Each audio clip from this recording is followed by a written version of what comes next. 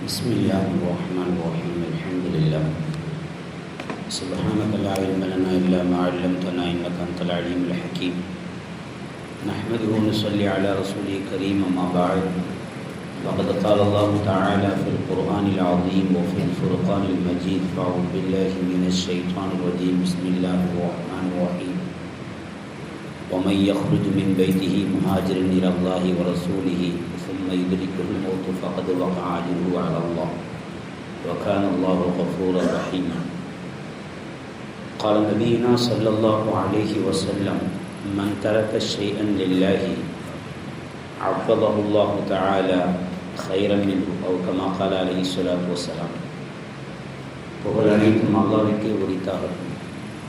சலாத்தும் சலாமும் நமது உயிரினும் மேலான கண்மணி நாயகம் ஹாத்தமுல் அம்பியா ஸல்லல்லாஹு அலைஹி வஸல்லம் அவர்கள் மீது, அன்னாரை பின்பற்றிய சத்திய சஹாபாக்கள், தாபீன்கள், தபா தாபீன்கள், நல்லோர்கள், நாதாக்கள், குறிப்பாக இங்கே குழுமிருக்கக்கூடிய அனைவர்கள் மீது மிக நிரப்பமாய் உண்டாவதாக. இறைவா, எதை எனக்கு கற்றுத்தந்தாய், அதை தவிர வேறு எந்த ஞானமும் எனக்கில்லை என்பதை ஆரம்பமாக நினைவுபடுத்தியவனாக கண்ணியத்திற்கும் மிகுந்த மரியாதைக்குரிய ஜமாத்தார்களே, பெரியோர்களே, சகோதரர்களே, வாலிப நண்பர்களே, பாசத்திற்குரிய மாணவர்களே, அல்லாஹ்வுடைய பேரொருள் இந்த அருமையான வெள்ளிக்கிழமை ஜுமாவுடைய தினத்தன்று நம் மீதும் உலக மக்கள் அத்துணை நபர்கள் மீதும் நின்று நிலவட்டுமாக என்ற நல்ல பிரார்த்தனையோடு உங்கள் எல்லோருடைய துவாவையும் ஆதரவு வைத்தவனாக எனது ஜுமாவுரை ஆரம்பம் செய்கின்றேன். அஸ்ஸலாமு அலைக்கும் வரஹ்மத்துல்லாஹி தஆலா வ பரகாத்துஹு. அல்ஹம்துலில்லாஹ். கண்ணியமானவர்களே, ஹிஜ்ரி புத்தாண்டு 1447 வருடம் நிறைவு பெற்று 1448 வருடம் பிறந்துவிட்டது. இதோ முதல் மாதத்திலே அமர்ந்திருக்கின்றோம். புத்தாண்டு பிறந்தது, சந்தோஷமாக கொண்டாடினோம், ஒருத்தருக்கொருத்தர் வாழ்த்து சொல்லி கொண்டோம். ஹிஜ்ரி புத்தாண்டு வாழ்த்துக்கள் என்பதிலே பெருமை கொண்டோம். குல்லு ஆமின் வான்தும் பஹைர், அல்லாஹு தாலா வருடம் முழுவதும் சந்தோஷத்தை தருவானாக என்று துவா செய்தோம். ஆஷுரா நோன்பு நோற்றோம். 9, 10 அல்லது 10, 11 சமீபத்திலே வாட்ஸ்அப்பிலே ஒரு செய்தி எனக்கு யார் அனுப்பினார்கள் என்று தெரியவில்லை. 3 நோன்பு வைப்பது தான் முறை என்று ஒரு வாட்ஸ்அப் செய்தியை பார்த்தேன். ஆச்சரியப்பட்டு போனேன். அது தேவையில்லாத விஷயம். 9, 10 அல்லது 10, 11 3 நோன்பு என்பது அது உலமாக்கள், இமாம்களுடைய கருத்து வேறுபாட்டில் உள்ள ஒரு விஷயம். அதை நாம் அவாம்கள், அதை ஆலிம் அல்லாதவர்கள் அதை விவாதிப்பது ஆரோக்கியமான விஷயம் அல்ல. எனது நண்பர் ஒருவர் எனக்கு அனுப்பி வைத்து கேட்டிருந்தார். அவரிடத்திலும் அதே பதிலைத்தான் சொன்னேன். ஹைர். ஆக இப்படி ஆஷுரா 9, 10, 10, 11 வைத்தோம், சந்தோஷமாக நோன்பு திறந்தோம் என்பதோடு மாத்திரம் ஹிஜ்ரி புத்தாண்டை கடந்து செல்வதற்கு நமக்கு அனுமதி கிடையாது. அப்படி கடந்து செல்லக்கூடாது. ஹிஜ்ரி புத்தாண்டினுடைய பின்னணியில் இருக்கக்கூடிய சில தியாகங்களை குறைந்தபட்சம் அந்த வருட ஆரம்பத்திலாவது நாம் நினைத்து பார்க்க வேண்டும். நினைத்து பார்ப்பதை தாண்டி நாம் தெரிந்து கொண்டு சந்ததிகளுக்கு கற்றுக் கொடுக்க வேண்டும். இன்றைய இஸ்லாமியர்கள் உலகம் முழுவதும் அல்லாஹ்வையும் ரசூலையும் நம்பிய அற்புதமான அந்த கூட்டத்தினுடைய அத்துணைக்கும் காரணம் ஹிஜ்ரத்து தான். மிகையான வார்த்தை அல்ல கண்ணியமானவர்கள். ஹிஜ்ரத் என்று ஒன்று நடக்கவில்லை என்றால் நாமெல்லாம் இன்று இஸ்லாமியர்களா என்பதை கேள்விக்குறித்தார். அப்படிப்பட்ட ஒரு அற்புதமான தியாகத்திற்கு சொந்தமானதுதான் ஹிஜ்ரத் என்பது. ஹிஜ்ரத்தை ஏதோ வாழ்த்து சொல்வதோடு கடந்து செல்வதற்கு நமக்கு அனுமதி கிடையாது. கிளம்புங்கள் என்ற ஒற்றை வார்த்தை அல்லாஹ்வின் புறத்திலிருந்து வந்த ஒரே காரணத்திற்காக. கிளம்புங்கள் என்றால் எங்கே கிளம்புவது, எப்படி கிளம்புவது, அதன் பின்னணியில் பல விஷயங்கள் இருக்கிறது கண்ணியமானவர்களே.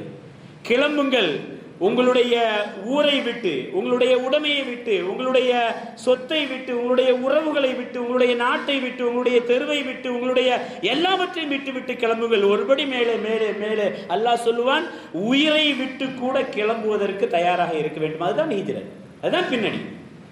ஆச்சரியமாக இருக்கும். கிளம்புங்கள் என்றால் எப்படி கிளம்பினார்கள் சஹாபாக்கள்? எல்லோரும் எதிர்பார்த்து கொண்டிருக்கக்கூடிய சமயம், இஸ்லாத்தை, அல்லாவை, ரசூலை நிம்மதியாக வணங்க முடியாத ஒரு சூழல் இருந்த பொழுது அல்லாஹ்வுடைய உத்தரவு வருகிறது, நீங்கள் கிளம்பலாம், இந்த ஊரில் உங்களால் முடியவில்லை என்றால் கிளம்பி பாதுகாப்பாக செல்லுங்கள் என்று. அப்படி கிளம்பியவர்களால் தான் இன்று இஸ்லாம் உலகம் முழுவதும் பரவி இருக்கிறது. மிகச்சரியான வார்த்தை கண்ணியமானது.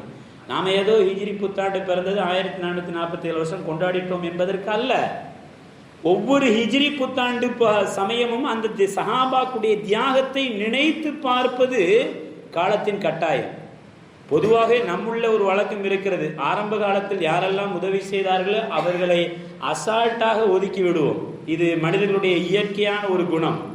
அது உறவுகளாக இருந்தாலும் சரிதான், நண்பர்களாக இருந்தாலும் சரிதான். முன்னேறுவதற்கு தேவையாக ஏணியாக பயன்படுத்தியவர்களை முன்னேறியதற்கு பின்பாக முறியடிக்குவது என்பது சர்வ சாதாரணமாக நம்மிலே இருக்கக்கூடிய வழக்கம். நன்றியிலே உயர்ந்த நன்றி எது தெரியுமா? எந்த இடத்துக்கு சென்றாலும் நம்மை உயர்த்தி விட்டவர்களை நினைத்து பார்க்க வேண்டும். அப்படி நினைத்து பார்ப்பது இஸ்லாமியர்கள் கடமை. மற்ற விஷயம் எப்படியே போகட்டும், ஆனால் ஹிஜ்ரத்தினுடைய பின்னணியில் நடந்த சில விஷயங்களை நாம் மனதிலே அசை போட்டு பார்க்க வேண்டும். ஆச்சரியமாக இருக்கும் கண்ணியமானவர்களே. அல் குர்ஆன் ஷரீஃப் பொதுவாக பேசுவதை பார்த்தால் அல்லாஹு தாலா ஆன்மீகம் பேசுவான், அறிவியல் பேசுவான், அரசியல் பேசுவான், உலகத்தை பற்றி பேசுவான், மனித வாழ்க்கை எப்படி இருக்கணும் என்று பேசுவான், விவசாயத்தை பற்றி பேசுவான். எல்லாவற்றையும் பேசக்கூடிய அல்லாஹு தாலா அழகான முறையிலே வார்த்தைகளை சொல்லிவிட்டு சென்று விடுவான். ஆனால் என்னவோ தெரியவில்லை, சஹாபாக்களை பற்றி பேசும் பொழுது மாத்திரம் அல்லாஹு தாலா கொஞ்சி பேசுவான், சிரித்து சிரித்து பேசுவான், மகிழ்ந்து மகிழ்ந்து பேசுவான், வார்த்தைகளை தேடி தேடி வைத்து பேசுவான். ஆச்சரியமாக இருக்கும். சஹாபாக்களை பற்றி சொல்லும் பொழுது, குறிப்பாக முஹாஜிர்களை பற்றி சொல்லும் பொழுது, குறிப்பாக அன்சாரிகளை பற்றி சொல்லும் பொழுது, குறிப்பாக ஹிஜ்ரத்துக்காக தங்களை தியாகம் செய்த அந்த தியாகிகளை நன்றியோடு அல்லாஹ் நினைத்து பார்க்கிறார். அவர்கள் செய்த ₹1 நீங்க உலகம் முழுவதும் சேர்ந்து செய்தா கூட சமமாகாதியா? அல்லாஹ் சொல்லக்கூடிய வார்த்தை. கியாமத் நாள் வரை நீங்கள் எவ்வளவு செலவு செய்தாலும், என் சத்திய சஹாபாக்கள் அந்த ஃபத்ஹு மக்காவுக்கு முன்னாடி செலவு செய்தார்களே, நான் மிகைப்படுத்தி சொல்லவில்லை, எடுத்து பாருங்கள் கண்ணியமானவர்களே. லா யஸ்தவி மின்கும் மன் அன்ஃபக மின் கப்லில் ஃபத்ஹி வ காத்தல். ஃபத்ஹு மக்காவுக்கு முன்னால முஹாஜிர்களும் அன்சாரிகளும் செய்த ஒரு திர்ஹத்தினுடைய ஈடுக்கு கியாமத் நாள் வரை யார் தர்மம் செய்தாலும் ஈடு ஆகாது என்று அல்லாஹ் தஆலா சிலாயித்து பேசுவான். அல்லாஹ் அப்படி பேசக்கூடியவன் அல்ல, குர்ஆனில் அப்படி சொல்லக்கூடியது அல்ல. அந்த சஹாபாக்களை பற்றி பேசும் பொழுது மாத்திரம் அல்லாஹ் தஆலா வார்த்தைகளை தேடி தேடி வைத்து பேசுவான். இன்னொரு சொல் வலகத் நஸரகுமுல்லாஹு பிபத்ரி வ அன்தும் அதில்லா. சஹாபாக்கள் எப்படிப்பட்டவங்க தெரியுமா? அல்லாஹ் சொல்லக்கூடிய வார்த்தை. அவங்க போர்க்களத்துக்கு போகும்பொழுது நான் உதவி செஞ்சேன்ப்பா அவங்களுக்கு, எப்படி என் படையை அனுப்பி, எல்லாம் சொல்லக்கூடிய வார்த்தை. பத்ர் யுத்த காலத்தில் அவர்களுக்காக நான் 3000 மலக்குமார்களை, 5000 மலக்குமார்களை, 1000 மலக்குமார்களை இறக்கி வைத்து அவர்களுக்காக சண்டையிட்டேன். எல்லாம் சந்தோஷமாக பேசுவான். ஆச்சரியமாக இருக்கும். இன்னொரு சமயத்தில் 2 பேருடைய வரலாற்றை மாத்திரமே அல்லாஹ் பேசுவான். லா தஹ்சன் இன்னல்லாஹு மானா. ஹஜ்ரத் அபூபக்கர் சித்திக் நாயகம் சொன்ன அந்த அற்புதமான வார்த்தைக்கு பெருமானார் ஸல்லல்லாஹு அலைஹி வஸல்லம் அவர்கள் சொன்ன பதிலை அல்லாஹ் தஆலா குர்ஆனில் இடம்பெற செய்திருப்பான். ஏன் அபூபக்கர் நாயகமே கவலைப்படுறீங்க? கால் தடம் தெரியுதுன்னு சொல்லியா? அதெல்லாம் கவலைப்படாதீங்க. லா தஹ்சன் இன்னல்லாஹு மானா. அல்லாஹ் நம்மோடு இருக்க, நீ என்னத்தை போட்டு கவலைப்படுறீங்க என்று 2 பேர்கள் பேசிய வரலாற்றை அல்லாஹ் தஆலா அழகான வார்த்தையின் மூலமாக குர்ஆனிலே பதிவு செய்து நம்மை படிக்க செய்கிறான். அதை பார்க்கும் நேரமெல்லாம் அந்த சம்பவம் இல்லாமல் அந்த ஆயத்தை விளங்கிவிட முடியாது. இன்னும் சொல்ல போனால் நிறைய வசனங்கள் முஹாஜிர் அன்சாருடைய தியாகத்தினுடைய பின்னணி இல்லாமல் விளங்கவே முடியாது கண்ணியமானவர்களே. அப்படிப்பட்ட அற்புதமான அழகான வரலாற்றை எல்லாம் அல்லாஹ் தஆலா சொல்லும் பொழுது சஹாபாக்களை மாத்திரம் பேசும் பொழுது ரொம்ப சந்தோஷமாக பேசுவான். நிறைவாக நிறைவாக நிறைவாக ரலியல்லாஹு அன்ஹும் என்ற ஒற்றை வார்த்தையில் நிறைவு செய்வான் குர்ஆனை. எல்லாரும் பொருந்திக்கிட்டு இருந்தான். என்னத்தை போட்டு பேசுறீங்க? எல்லாம் நம்மளை பதில் சொல்றான். எல்லாரும், எல்லா சஹாபாக்களும் பெருமானார் ஸல்லல்லாஹு அலைஹி வஸல்லம் அவர்களை பார்த்து ஈமான் கொண்ட அத்துணை பேர்களையும் ரலியல்லாஹு அன்ஹும் நான் பொருந்திக் கொண்டேன். முடிந்தது. படைக்கப்பட்டதின் நோக்கத்தை கபூல் செய்தவர்கள் சத்திய சஹாபாக்கள். அந்த தியாக வரலாற்றை அல்லாஹ் சிலாய்க்கு சொல்லக்கூடிய, அல்லாஹ் சந்தோஷமாக சொல்லக்கூடிய, அல்லாஹ் தஆலா நன்றி மறவாமல் நினைத்து பார்த்து பேசக்கூடிய அந்த வரலாற்றை நாம் தெரிந்து கொள்ள வேண்டாமா? ஹிஜ்ரி புத்தாண்டு என்பது ஏதோ வந்தது போனது வாழ்த்து சொன்னோம் என்பதற்காக அல்ல. சத்திய சஹாபாக்களுடைய அந்த தியாகத்தை கொஞ்சமாவது நாம் நினைத்து பார்க்க வேண்டும்.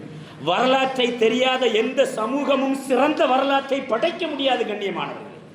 நம்முடைய இஸ்லாமிய வரலாறு அப்படித்தான். வரலாறுகளை படித்து படித்து படித்து தான் பல வரலாறுகளை சம்பாதித்திருக்கிறார்கள்.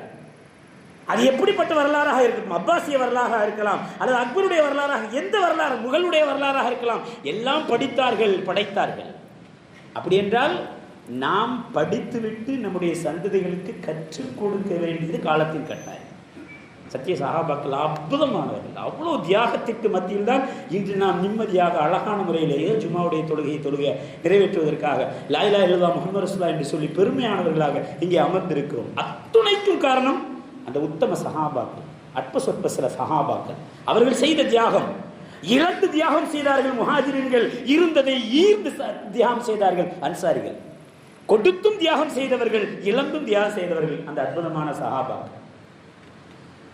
அதில் மதீனால முதல்ல அந்த நிகழ்வுகளை நான் நிறைய சொல்ல வேண்டும், நேரத்தின் அருமை கருதி ஒரு சில வார்த்தைகளை, ஒரு சில தியாகங்களுடைய அந்த உச்சத்தை உங்களுடைய மனதிலே எனக்கும் உங்களுக்கும் உலகத்திற்கும் சொல்லிக் கொள்வோம். நம்முடைய ஈமானிய வெளிச்சத்திற்காகவும் இனி வரக்கூடிய சந்ததிகள் எப்படிப்பட்ட தியாகத்தில் வளர்ந்தது இந்த இஸ்லாம் என்பதை தெரிந்து கொள்ள வேண்டும் என்பதற்காகவும் சொல்லிக் கொள்வேன். கண்ணியமானவர்கள், முதல்ல உத்தரவு வந்துட்டு எந்த சஹாபி தெரியுமா கிளம்புனாங்க? ரொம்ப கஷ்டப்பட்டுக்கிட்டு இருந்தக்கூடிய ஒரு நேரம்.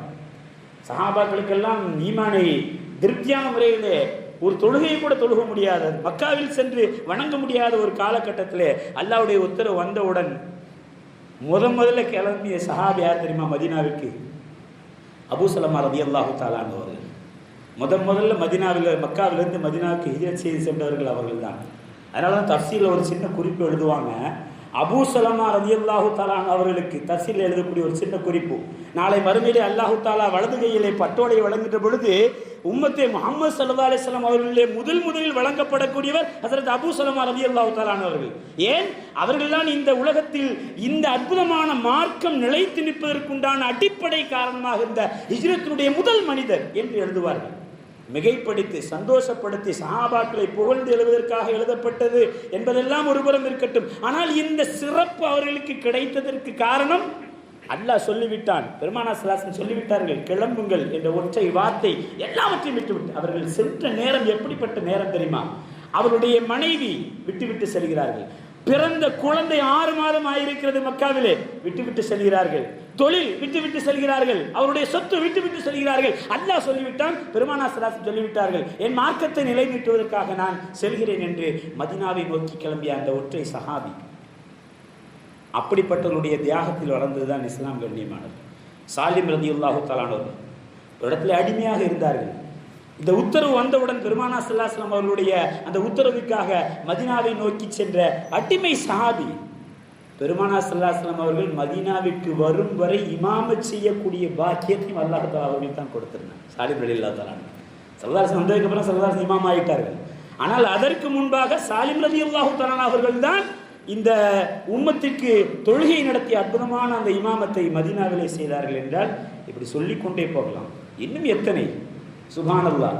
அல்லாஹு தஆலா ஒரு வரலாற்றை குர்ஆனிலே சொல்லுவான். உம்மு குல்சூம் ரலியல்லாஹு தஆலா அவர்கள் ஆண்கள் தான் அப்படி தியாகம் செய்தார்கள், பெண்கள் அதற்கு சளைத்தவர்கள் அல்ல என்பதை போல் அவர்கள் செய்த தியாகம் சுப்ஹானல்லாஹ் மிக அற்புதம், மிக அற்புதம். உம்மு குல்சூம் ரலியல்லாஹு தஆலா அவர்கள் மற்ற சஹாபாக்கள் எல்லாம் குழுக்களாக பயந்து கண்ணியமான முறையிலே தங்களுக்கு தோதுவான அமைப்பை ஏற்படுத்தி கொண்டு சென்றார்கள். அதிலும் சில சஹாபாக்கள் வீரமாக கிளம்பிய வரலாறு எல்லாம் ஒன்று.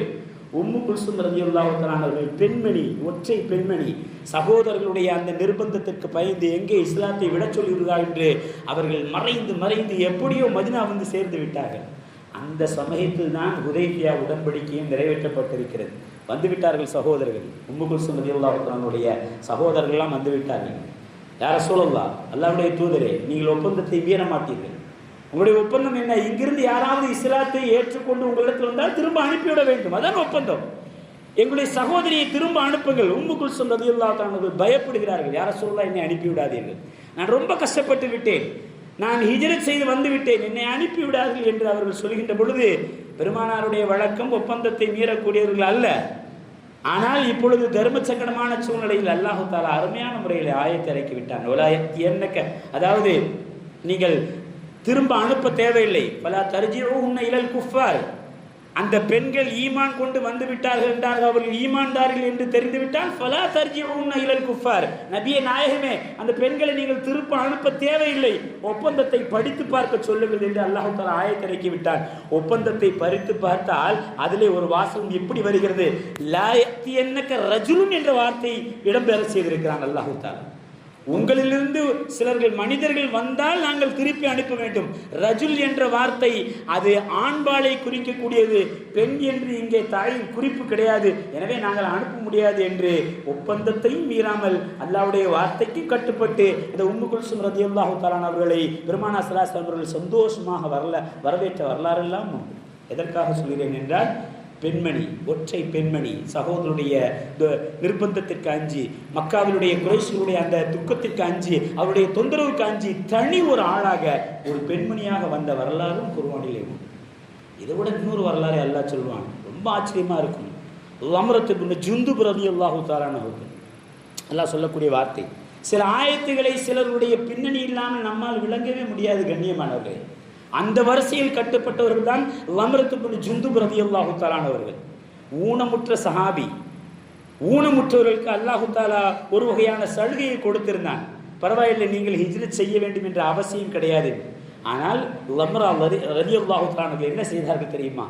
பரவாயில்லை, எனக்கு அல்லாஹ் தஆலா வசதி வாய்ப்பை தந்திருக்கிறான், நான் கூலிக்கு ஆளமர்த்தி என்னை தூக்கி செல்வேன். ஊனமுற்ற சஹாபி, கால் நடக்க முடியாத சஹாபி, அல்லாஹ் சொல்லிவிட்டான் என்ற ஒற்றை காரணத்திற்காக தங்களுடைய சொத்துக்களை, தங்களுடைய உறவுகளை எல்லாவற்றையும் மக்காவிலே விட்டுவிட்டு வாடகைக்கு ஆள் அமர்த்தி தன்னை தூக்கி செல்வதற்கு ஏற்பாடு செய்து அவர்கள் கிளம்புகிறார்கள் மக்காவிலிருந்து மதீனாவை நோக்கி. அல்லாஹ்வுடைய நாட்டமோ என்னவோ தெரியவில்லை, அல்லாஹ் தஆலா சிலாய்த்து கூற வேண்டும் என்பதற்காகவோ என்னவோ தெரியவில்லை. அல்லாஹ் அந்த சம்பவத்தை விவரிப்பான். அதாவது, وَمَن يَخْرُجْ مِنْ بَيْتِهِ مُهَاجِرًا إِلَى اللَّهِ وَرَسُولِهِ ثُمَّ يُدْرِكْهُ الْمَوْتُ فَقَدْ وَقَعَ أَجْرُهُ عَلَى اللَّهِ وَكَانَ اللَّهُ غَفُورًا رَحِيمًا. அல்லாஹ் சொல்லக்கூடிய வார்த்தை. லம்ரத் இப்னு ஜுந்துப் ரலியல்லாஹு தஆலா அவர்கள் கிளம்பி வரக்கூடிய வழியிலே மதீனாவை வந்து சேரவில்லை, இடையிலே அவர்கள் வஃபாத்தாகி விடுகிறார்கள். இடையிலே அவர்களுக்கு மரணம் தொட்டு விடுகிறது. அப்படி மரணம் தொட்ட சஹாபியை அதை பார்த்த மற்ற சஹாபாக்கள், ஐயோ அவருக்கு ஹிஜ்ரத்துடைய நன்மை கிடைக்காமல் போய்விட்டதோ என்ற சந்தேகம் வந்துவிடக் கூடாது என்பதற்காக யாரும் கேட்கவில்லை. ஆனால் அல்லாஹ் தஆலா வேக வேகமாக ஆயத்தை இறக்கி விட்டான் ஹஜ்ரத் பெருமானார் ஸல்லல்லாஹு அலைஹி வஸல்லம் அவர்களுக்கு. وَمَن يَخْرُجْ مِنْ بَيْتِهِ مُهَاجِرًا إِلَى اللَّهِ وَرَسُولِهِ, நபியே நாயகமே, அல்லாஹ்வையும் ரசூலையும் தங்களுடைய மனதில் ஏந்தி கொண்டு தங்களுடைய வீட்டை துறந்து வந்த ஒரு சஹாபி, யுத்ரிகுல் மௌத், அவருக்கு இடையிலே மரணம் ஏற்பட்டு விட்டது. ஃபக்கத் வகஅ அஜ்ருஹு அலல்லாஹ், நீ யாரும் கவலைப்பட வேண்டாம், அவருக்கு என்ன கூலி அல்லாஹ் எழுதியிருக்கிறானோ அதை நிச்சயமாக அல்லாஹ் தஆலா வழங்குவான். சஹாபாக்களிடத்தில் சொல்லுங்கள், சத்திய முஸ்லிம்களிடத்தில் சொல்லுங்கள் என்று அல்லாஹ் தஆலா ஆயத்தை இறக்கி விட்டான். வகான அல்லாஹ் கஃபூரர் ரஹீமா, அல்லாஹ் மன்னிக்கக்கூடிய மேன்மையானவன் என்று அல்லாஹ் அந்த ஆயத்தை நிறைவு செய்வான். எதற்காக சொல்கிறேன் என்றால், தங்களால் இயலாவிட்டாலும் கூட அல்லாஹ் ரசூல் சொன்ன ஒற்றை வார்த்தைக்காக கிளம்பி வந்த சஹாபாக்களுடைய வரலாறும் உண்டு கண்ணியமானது. அந்த தியாகத்தில் வளர்ந்ததுதான் இந்த இஸ்லாம் என்று இன்று நாம் இருப்பது என்பது. 180 நாடுகளிலே இஸ்லாமியர்கள் இருக்கிறார் என்றால் அத்துணைக்கும் அடிப்படை ஹிஜ்ரா என்ற ஒற்றை வார்த்தையில் கடந்து செல்வதற்கு அல்ல, ஒவ்வொரு சஹாபாக்களுடைய தியாகம் இருக்கிறது.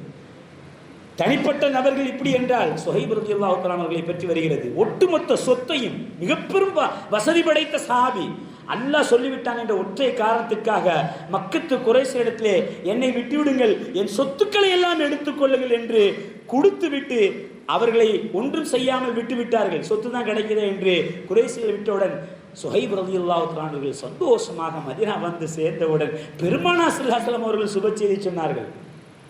சுஹைப் அவர்களே, என்ன அருமையான வியாபாரம் செய்து விட்டு வந்திருக்கிறீர்கள். அல்லாஹ் இப்பொழுதுதான் ஆயத்தை இறக்கினான். தங்களுடைய இஸ்லாத்தை பாதுகாப்பதற்காக அல்லாஹ் வழங்கிய ஞாபகத்துகளை எல்லாம் தியாகம் செய்து விட்டு வந்த அந்த அற்புதமான சஹாபாக்களுக்கு சுபசேகம் சொல்லுங்கள் என்று அல்லாஹ் இப்பொழுதுதான் ஆயத்தை இறக்கினான் என்றால், அதை அவர்கள் சுப செய்தியாக சுஹைப் அவர்கள் சொன்ன வரலாறெல்லாம் நமக்கு தெரியும். குடும்பமாக பெருமானார் ஸல்லல்லாஹு அலைஹி வஸல்லம் அவர்களுக்காக தியாகம் செய்தவருடைய வரலாறும் உண்டு கண்ணியமானவர்கள். ஹஜ்ரத் உம்மு அம்மாரா ரலியல்லாஹு தஆலா அன்ஹா அவர்கள் மிக அற்புதமான பெண் சஹாபி. அதாவது அக்கபா உடன்படிக்கையின் பொழுதே பெருமானாரோடு அவருடைய ஒட்டுமொத்த குடும்பமும் இஸ்லாத்திற்கு வந்தது. அவருடைய கணவர் ஸெய்த் ரலியல்லாஹு தஆலா அவர்கள், அவருடைய பிள்ளைகள் ஹபீப் இப்னு ஸெய்த், அப்துல்லா இப்னு ஸெய்த், 4 பேர்களும் அந்த அக்கபா உடன்படிக்கையிலே அவர்கள் இஸ்லாத்திற்கு வருகிறார்கள். அப்பொழுது ஒற்றை வார்த்தை சொல்வார்கள், யா ரசூலல்லாஹ், நீங்கள் மதீனாவிற்கு வந்தீர்கள் என்றால் நாங்கள் எல்லா வகையிலும் உங்களுக்கு பாதுகாப்பாக இருப்போம், எல்லா வகையிலும் உங்களுக்கு உறுதுணையாக இருப்போம், தேவைப்பட்டால் உங்களுக்காக உயிர் தியாகம் செய்வோம் என்று சொன்னதை போலவே அந்த குடும்பம் ஒட்டு மொத்தமும் அல்லாஹ் ரசூலுக்காக தியாகம் செய்த வரலாறெல்லாம் உங்களுக்கு தெரியும் கண்ணியமானது. உஹது யுத்த காலத்திலே பெருமானார் ஸல்லல்லாஹு அலைஹி வஸல்லம் அவர்கள் சொல்லுவார்கள், அவருடைய மகனார் அதாவது ஹபீப் இப்னு ஸெய்த் ரலியல்லாஹு தஆலா அவர்கள் முஸைலமா என்ற ஒரு மிக பெரும் பொய்யனை கொன்ற விஷயத்தில் இறந்து போனார்கள். அவர்கள் அதாவது முஸைலமா நஜிது தேசத்திலே தானும் நபிதான் என்று வாதிட்ட சமயத்திலே அவர்கள் பெருமானார் ஸல்லல்லாஹு அலைஹி வஸல்லம் தூதுவராக சென்றவர்கள் இந்த அம்மாராவுடைய மகனாராக இருக்கக்கூடிய ஹஜ்ரத் ஹபீப் இப்னு ஸெய்த் ரலியல்லாஹு தஆலா அவர்கள் அங்கே சென்று தங்களுடைய தூதுவத்தை சொல்லும் பொழுது அவன் கேட்கிறான், முஸைலமா, உங்களுடைய நபியை பற்றி என்ன நினைக்கிறீர்கள் என்று. எங்களுடைய நபி இறுதி நபி, அவர்கள் தான் நபி என்பதை ஆணித்தரமாக சொல்லிக் கொண்டிருக்கின்ற பொழுது என்னை பற்றி உன்னுடைய கருத்து என்ன முஸைலமா கேட்ட கேள்வி. நீ ஏதோ கேட்கிறாய், ஆனால் என் காது சரியாக விடவில்லை. அவர்கள் சொன்ன வார்த்தை மிக நீண்ட வரலாறு. கோபத்தில் கொந்தளித்த அவன் அவருடைய வலப்புற தோளை வெட்டி விடுகின்றான். திரும்பவும் உங்களுடைய நபியை பற்றி சொல்லும் பொழுது ஸல்லல்லாஹு அலைஹி வஸல்லம் அவர்களை பற்றி மிக அழகாக விவரிக்கின்றார்கள். கடைசியாக கேட்கிறான், என்னை பற்றி உன்னுடைய கருத்து என்ன? அப்படி ஏதோ கேட்கிறாய், ஆனால் என் காது கேட்கவில்லை என்று சொல்கிறார்கள். அதாவது கேலி செய்வதிலே அது ஒரு வகை. அதாவது அதற்கு பதில் சொல்லக்கூட நான் விரும்பவில்லை என்பதை மிக ஆணித்தரமாக அவ்வளவு பெரிய சபையிலே பெருமானாருடைய தூதுவராக வந்திருந்தும் கூட அந்த ஷைத்தானிடம் சொன்ன பொழுது கோபத்தின் உச்சிக்கு சென்று அங்கேயே கொலை செய்யப்பட்டார்கள் என்பதெல்லாம் வரலாற்றுடைய தொடர் நிகழ்வு. அவர்கள் யார் என்றால் ஹஜ்ரத் அம்மாரா ரலியல்லாஹு தஆலா அவர்களுடைய மகனார். எந்த அக்கபா உடன்படிக்கையிலே உங்களுக்காக உயிர் தியாகம் செய்வோம் என்று சொன்னார்களோ, தூதுவர்களை கொல்லக்கூடாது என்ற மரபை மீறி முஸைலமாவால் கொல்லப்பட்ட இந்த அற்புதமான சஹாபி என்றால் அது ஹபீப் இப்னு ஸெய்த் ரலியல்லாஹு தஆலா. யமாமா யுத்த காலத்தில் ஹஜ்ரத் அபூபக்கர் சித்திக் நாயகத்துடைய காலத்தில் நடந்த அந்த முஸைலமாவை கொல்வதற்காக நடந்த யுத்த காலத்திலே இன்னொரு மகனார் அப்துல்லா இப்னு ஸெய்த் அவர்களும் அந்த போரிலே ஷஹீதானார்கள் என்பதெல்லாம் வரலாற்றினுடைய தொடர் நிகழ்வு. உஹது யுத்த காலம் நடந்து கொண்டிருக்கின்ற பொழுது பெருமானார் ஸல்லல்லாஹு அலைஹி வஸல்லம் அவர்கள் இறந்து விட்டார்கள் என்று ஒரு செய்தி வருகிறது, ஒரு வதந்தி பரவுகிறது. அம்மாரா ரலியல்லாஹு தஆலா அவர்கள் சொல்கிறார்கள், இந்த செய்தியை கேட்டவுடன் என்னால் இருக்க முடியவில்லை, வேகமாக யுத்த களத்திற்கு செல்கிறேன்.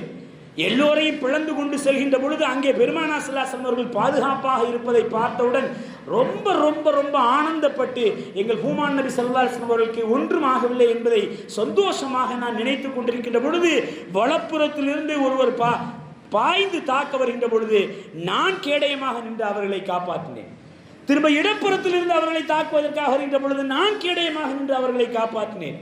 ஸல்லல்லாஹு அலைஹி வஸல்லம் ஒரு கட்டத்தில் சொல்றாங்க, என்னை தாக்குவதற்காக சிலர்கள் வருகின்ற பொழுது வலப்புறம் பார்க்கிறேன், அங்கே அம்மாரா, இடப்புறம் பார்க்கிறேன், அங்கே அம்மாரா, முன்புறம் பார்க்கிறேன், அங்கேயும் அம்மாரா நின்று கொண்டு என்னை சுற்றி சுற்றி வந்து காத்து கொண்டிருக்கக்கூடிய அந்த காட்சி எனக்கு இன்னும் மெய் சிலிக்கிறது என்று ஹஜ்ரத் பெருமானார் ஸல்லல்லாஹு அலைஹி வஸல்லம் அவர்கள் சொன்னார்கள் என்றால், அந்த சமயத்தில் அற்புதமான முறையிலே பயன்படுத்தி கொண்டு ஹஜ்ரத் அம்மாரா அவர்களிடத்தை பார்த்து ஸல்லல்லாஹு அலைஹி வஸல்லம் அவர்கள் கேட்கிறார்கள், உங்களுக்கு என்ன வேண்டுமோ கேளுங்கள்.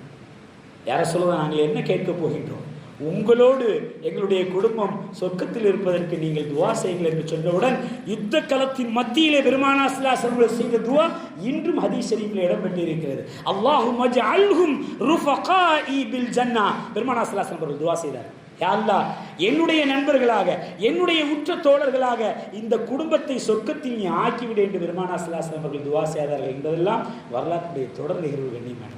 எதற்காக சொல்கிறேன் என்றால், ஆண்களும் சரி, பெண்களும் சரி, ஒற்றை மனிதனும் சரி, கூட்டமும் சரி, இப்படிப்பட்ட தியாகங்களுக்கு மத்தியில் உருவானதுதான் இந்த ஹிஜ்ரத். அந்த ஹிஜ்ரத்தின் மூலமாகத்தான் இன்று நாம் நிம்மதியாக இஸ்லாமியர்களாக வாழ்ந்து கொண்டிருக்கிறோம் என்றால் அந்த தியாகங்களை நாம் படிக்க வேண்டும், படிப்பித்துக் கொடுக்க வேண்டும். சத்திய சஹாபாக்களுடைய அல்லாஹு தஆலா எப்படி உயர்வாக சந்தோஷமாக வார்த்தை ஜாலத்தோடு அந்த சஹாபாக்களுடைய வரலாறை வர்ணித்து காட்டுகிறானோ அதை நாம் படித்து நம்முடைய சந்ததிகளுக்கு கற்றுக் கொடுக்க வேண்டும். இப்படிப்பட்ட தியாகத்தில் வளர்ந்ததுதான் இஸ்லாம் என்பதை நாமும் புரிந்து கொண்டு நம்முடைய சந்ததிகளுக்கும் கற்றுக் கொடுப்பது காலத்தின் கட்டாயம். இதெல்லாம் தாண்டி நமக்கு கிடைக்க வேண்டிய ஒரு அற்புதமான படிப்பினையும் பெருமானார் ஸல்லல்லாஹு அலைஹி வஸல்லம் சொல்வார்கள். நான் சொன்னேன் அல்லவா, ஒட்டுமொத்த சஹாபாக்குடைய தியாகத்திற்கும் அல்லாஹ் சொன்ன ஒற்றை வார்த்தை ரலியல்லாஹு அன்ஹு. எல்லாரையும் நான் பொருந்திக்கிட்டேன். அப்படி என்றால் பெருமானார் ஸல்லல்லாஹு அலைஹி வஸல்லம் அழகாக சொல்வார்கள், ஹிஜ்ரத் இப்பொழுது இல்லை, நமக்கு அந்த நன்மை கிடைக்குமா கிடைக்காதா தெரியவில்லை. ஆனாலும் பெருமானார் ஸல்லல்லாஹு அலைஹி வஸல்லம் அவர்கள் சுப செய்தியாக இந்த உம்மத்திற்கு சொல்வார்கள், மன் தரக ஷைஅன் லில்லாஹி தஆலா, அல்லாஹ்வுக்காக எவர் ஒருவர் ஒரு பொருளை தியாகம் செய்கிறார்களோ அவ்வல்லாஹு தஆலா கைரம் மின்ஹு என்று அல்லாஹ் பெருமானார் ஸல்லல்லாஹு அலைஹி வஸல்லம் அழகாக சொல்வார்.